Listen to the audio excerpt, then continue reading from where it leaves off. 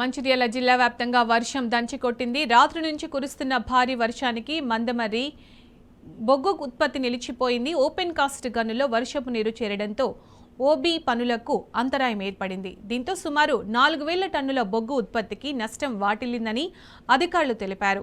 మోటార్ల సాయంతో గనుల్లో నిలిచిన వర్షపు నీటిని బయటకు పంపిస్తున్నారు. మందమర్రి రామకృష్ణపూర్లో వాన దంచి కొట్టడంతో లోతట్టు ప్రాంతాలు జలమయమయ్యాయి. ఇండ్లలోకి వరద నీరు చేరి ప్రజలు ఇబ్బంది పడుతున్నారు.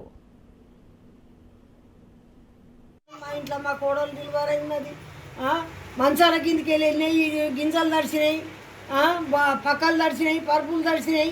మాకు భయం అవుతుంది. మేము రాత్రిపూట ఈ వర్షం వస్తే మరి మేము ఎట్లాగా బతకాలి? మా కొడుకు డ్యూటీకి పోతాడు. ఆ కాలువలు చక్కగా లేక ఆ ఇండ్లని నచ్చి మా నీళ్ళని నచ్చి మా ఇంట్లో వచ్చినాయి. మొత్తానికి మంచాలు తడిచినాయి, బీరువాలు తడిచినాయి, పరుపులు తడిచినాయి, బియ్యం తడిచినాయి, బోర్లు అన్నీ కొట్టుకపోయినాయి, బయట పడ్డాయి. మరి మా కథ ఏంది? మమ్మల్ని ఎందుకు గమనిస్తలేరు? సింగరేణిలో జాబ్ చేస్తాడు, మా కొడుకు డ్యూటీకి పోతాడు, మరి మేము ఇంట్లోనే ఉంటాం. మా కోడలు ఇది పిల్ల తల్లి, నేను కుంటిదాన్ని, కాళ్ళు లెక్కలేని దాన్ని. రాత్రిపూట వానతే మేము ఏం కావాలి? మా బతుకు ఎన్నిసార్లు అప్లికేషన్ పెట్టినా కూడా మీరు ఎప్పుడు గమనించలేదు మమ్మల్ని. మీకు నమస్కారం చేసి చెప్తాను.